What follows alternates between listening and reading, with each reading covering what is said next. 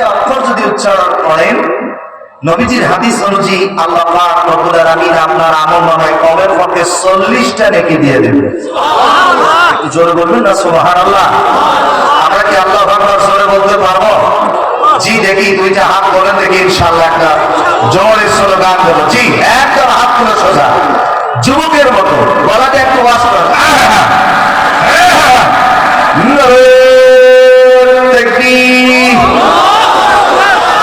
নারায়ে তাকবীর, আল কোরআনের আলো। আরে ভাই ঘরে ঘরে না, এখন ডাইরেক্ট সংসদে জ্বালাতে চাই। কথা বলে না, কথা বলে না। আল কোরআনের আলো, কোরআন হাদিস শেখাবে, ভণ্ড বাবা শেখাবে, সুদ ঘুষ সেবনে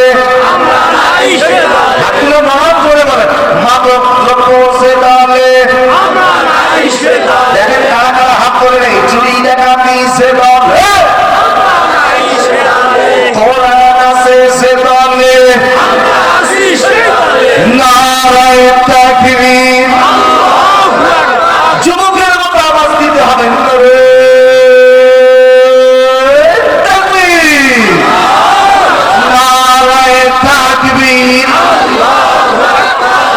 মাশাআল্লাহ। এই যে আওয়াজ দিচ্ছেন দেখবেন আর 10-15 মিনিটের ভিতরে আর জায়গা ফাঁকা থাকবে না, বলেন ইনশাআল্লাহ।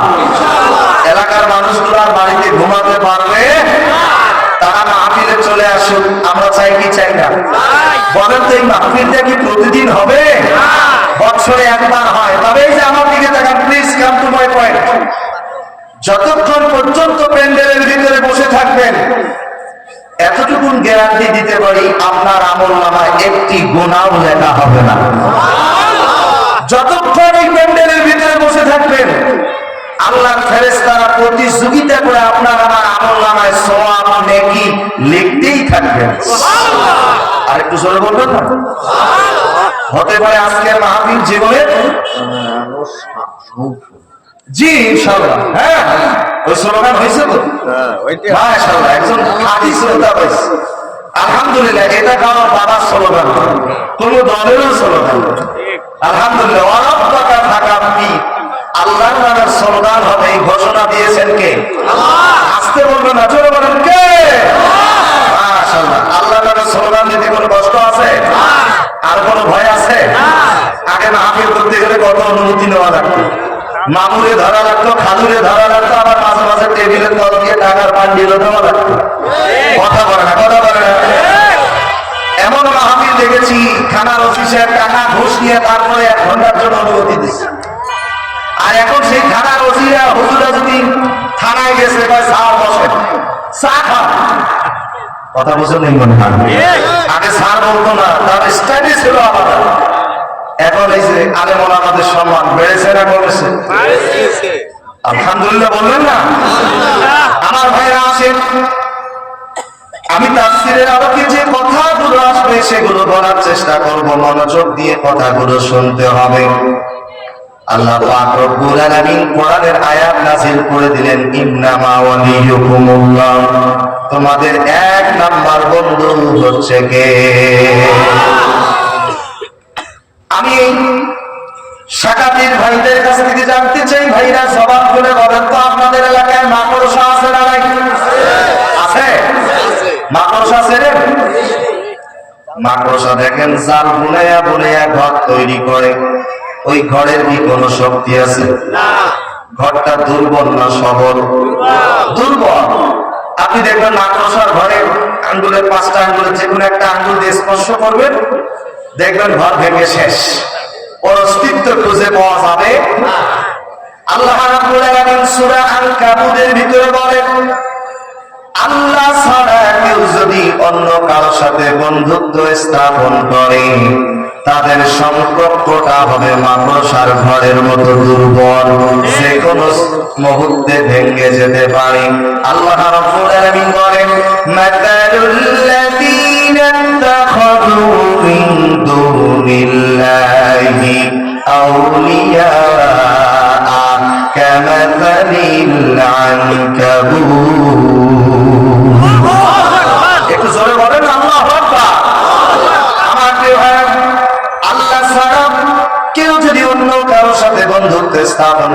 তাদের সম্পর্কটা হবে মাকড়সার ঘরের মতো দুর্বল। আল্লাহর সাথে বন্ধুত্ব স্থাপন করতে হবে, যে আল্লাহ অন্ধকার পথ থেকে তার বান্দাকে, তার বান্দিকে আলোর পথ দেখান। আল্লাহ রাব্বুল আলামিন বলেন, আল্লাহু ওয়ালিয়্যুল্লাযীনা আমানু ইউখরিজুহুম মিনাজ-যুলুমাতি ইলান-নূর। আল্লাহ রাব্বুল আলামিন তার বান্দাকে, বান্দিকে অন্ধকারাচ্ছন্ন পথ থেকে আলোর পথ দেখান। ওই আল্লাহ হচ্ছে আমাদের বন্ধু। ওই আল্লাহ ছাড়া আমাদের কোন বন্ধু বা সাহায্যকারী হতে পারে আল্লাহ রাব্বুল আলামিন বলেন, ওয়া লাকুম মিন দুনিল্লাহি মিন ওয়ালিয়্যিন ওয়ালা নাসীর। ওই আল্লাহ ছাড়া কোন বন্ধু বা সাহায্যকারী হতে পারে যে আল্লাহ এক, যে আল্লাহ অদ্বিতীয়। আল্লাহ পাক রব্বুল আলামিন বলেন, কুল হুয়াল্লাহু আহাদ আল্লাহুস সামাদ লাম ইয়ালিদ ওয়া লাম ইউলাদ ওয়া লাম ইয়াকুল লাহু কুফুয়ান আহাদ। ইশারা দিলেন, একটু জোরে বলেন আল্লাহু আকবার। আপনাদের কষ্ট হচ্ছে নাকি? মন খারাপ হচ্ছে? কুল হুয়াল্লাহু আহাদ, আল্লাহ এক, আল্লাহ অদ্বিতীয়, আল্লাহুস সামাদ, তিনি কারো প্রতি মুখাপেক্ষী নন। গোটা পৃথিবীর প্রাণীগুলো হলো আল্লাহর দিকে মুখাপেক্ষী। লাম ইয়ালিদ ওয়া লাম ইউলাদ, তিনি জন্মগ্রহণ করেন নাই, তাকেও কেউ জন্ম দেন নাই। ওয়া লাম ইয়াকুল লাহু কুফুয়ান আহাদ, আল্লাহর সমকক্ষ পৃথিবীতে আর কেউ নাই। জোরে বলতে হবে, আছে? আল্লাহর সমকক্ষ পৃথিবীতে আর কেউ নাই। আপনারা যদি আমাকে একটু সার্বিকভাবে সহযোগিতা করেন, তাহলে শ্রোতাদের কথা বলার উপরেই কিন্তু বক্তাদের একটা এনার্জি আসে, আলোচকদের একটা এনার্জি আসে। আপনারা যদি একটু হা না ইয়েস সুবহানাল্লাহ আলহামদুলিল্লাহ আল্লাহু আকবার বলেন, ঘুমও আসবে না, আপনাদের মনোযোগও থাকবে, বক্তা আলোচকও খুশি হবে, বাস আলোচনাও চলতে থাকবে। বলেন আল্লাহু আকবার। বিশেষ করে যুবক তরুণদেরকে বলবো, যুবক ভাইরা সহযোগিতা করতে হবে, পারবো তো ইনশাআল্লাহ। আমি দোয়া করি আল্লাহ পাক প্রত্যেকটা যুবক তরুণকে খালিক বিনবীদের কাতারে কবুল করুন, আমিন। জোরে বলুন আল্লাহুম্মা আমিন। আমার প্রিয় ভাইরা, আলোচনা করতেছিলাম আমাদের এক নম্বর বন্ধুকে। আল্লাহর সাথে বন্ধুত্ব স্থাপন করতে হবে। পৃথিবীর মধ্যে একজন স্বৈরাচারী একজন শাসক ছিল, যে নিজেকে রব হিসেবে দাবি করেছিল। যে স্বৈরাচার অসংখ্য মায়ের কোল খালি করেছিল, হাজার হাজার শিশুকে হত্যা করেছিল, যার লাশটা আজও মিশরের জমিনে আছে। যদি জানা থাকে বলেন তো নাম কি? ফেরাউন। ফেরাউন নিজেকে রব হিসেবে দাবি করেছিল। ফেরাউনের নাম কিন্তু ফেরাউন নয়, ফেরাউনের নাম হলো রামসিস। কি বললাম? সবাই বলেন, কি বললাম? রামসিস। নামটা মনে রাখবেন। ফেরাউনের নাম হলো রামসিস। ফেরাউনের বাড়ি কোথায়? মিশরে নয়। ভুল তথ্য, খুব মনোযোগ। কিতাব পড়বেন, কিতাব দেখবেন। ফেরাউনের জন্মস্থান হলো তুরস্ক। কোথায়? তুরস্ক। ফেরাউনের নাম হলো রামসিস, জন্মস্থান তুরস্ক। ছোটতে খুবই দুষ্ট ছিল, তার আব্বা আম্মা রাগ কইরা তারে ত্যায্য পুত্র করেছে। মিস্টার রামসিস মনে মনে চিন্তা করে, আমি আর এই দেশে থাকবো না, চলে যাব মিশরে। মিশরে রওনা করেছে। প্রতিমধ্যে বাল্যকালের বন্ধুর সাথে দেখা, নাম হলো হামান। বলেন কি নাম? হামান। ডাক দিয়ে বলে, বন্ধু কোথায় যাও? মিশরে। কেন? আমি যুবক ভলান্টিয়ার ভাইদেরকে বলবো, পাশে ছোট বাচ্চারা ডিস্টার্ব করতেছে, আপনারা ওইদিকে একটু খেয়াল রাখবেন। ভলান্টিয়ার ভাইদেরকে বলবো, মাহফিল কমিটিকে বলবো, আপনারা অবশ্যই খেয়াল করবেন রাস্তায় যেন কোনো গ্যাদারিং না হয়। আল্লাহ তাআলা আমাদের সবাইকে কবুল করুন। আচ্ছা বলেন, আপনাদের কি মন খারাপ হচ্ছে? আমার কথা, আমার ভাষাগুলো কি বোঝা যায়? তাহলে একটু আওয়াজ দিয়ে জোরে বলেন তো, আল্লাহু আকবার। আল্লাহু আকবার বললে মানুষ শয়তান, জিন শয়তান পালিয়ে যায়। এজন্য মাঝে মাঝে আল্লাহু আকবার বলতে বলি, কষ্ট হয় না তো?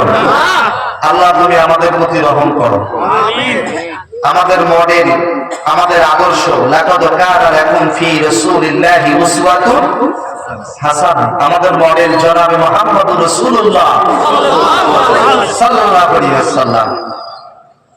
এখনকার যুবকেরা তো সাকিব আল হাসানের জন্য কান্নাকাটি করত, মনে করে সাকিব আল হাসান মনে হয় ওদের মডেল, আদর্শ।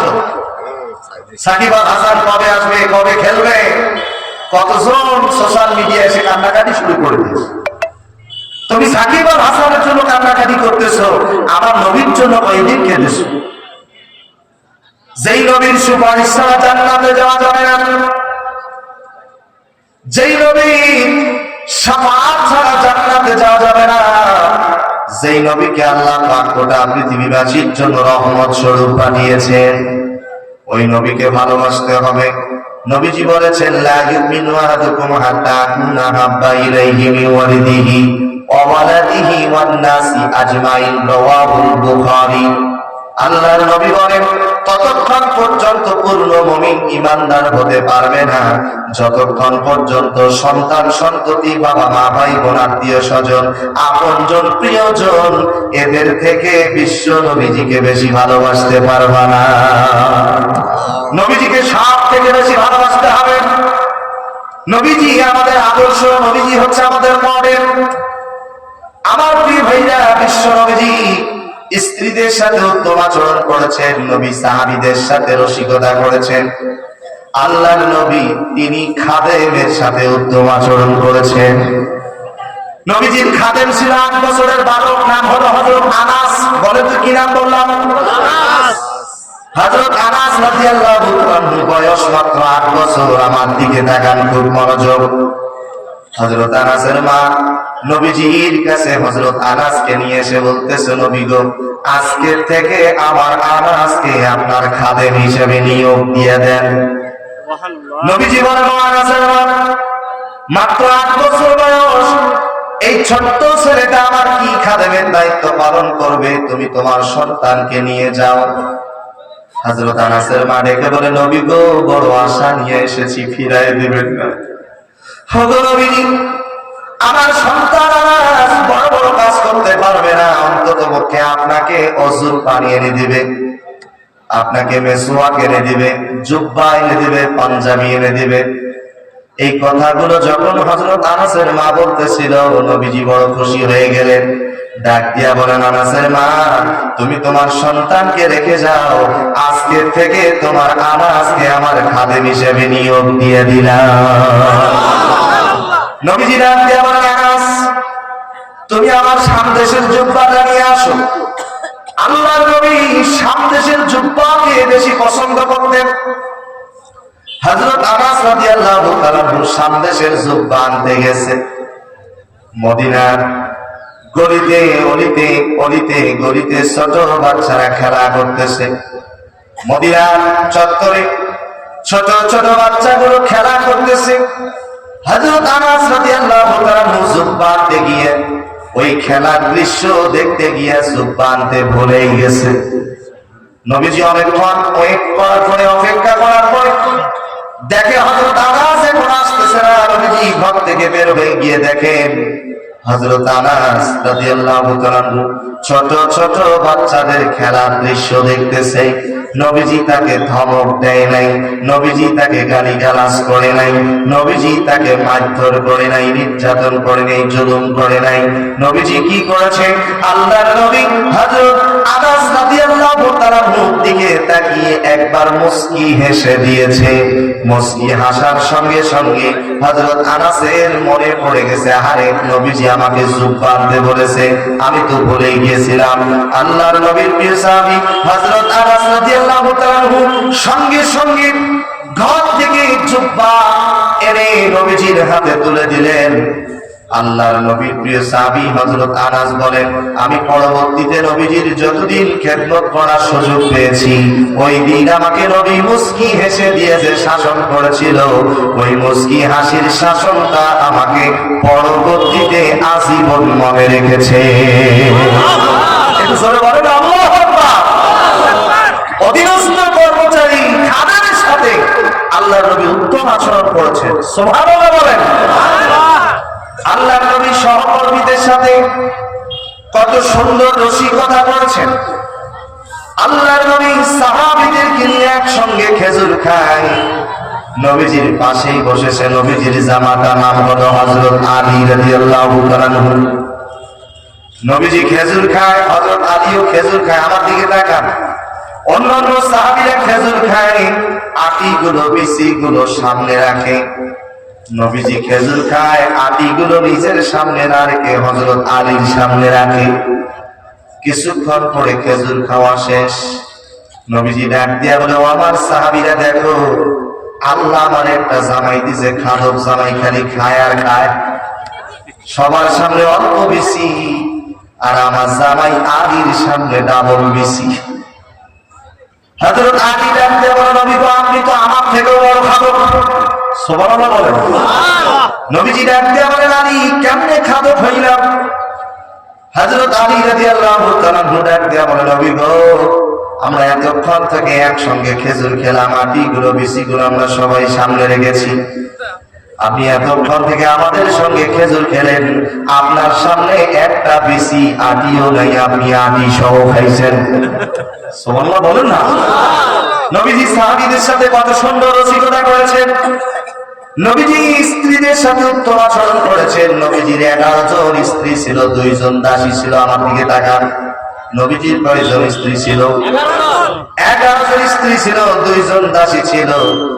নবীজির স্ত্রীদের মাঝে একদিন ঝগড়া লেগেছে ভালোবাসা নিয়ে। কি নিয়ে? আমার জানা আয়েশা বলে, আমি নবীজিকে বেশি ভালোবাসি। অন্য স্ত্রীরা বলে না, আমি নবীজিকে বেশি ভালোবাসি। ঠিক ওই মুহূর্তে নবীজি বাড়িতে চলে আসছে।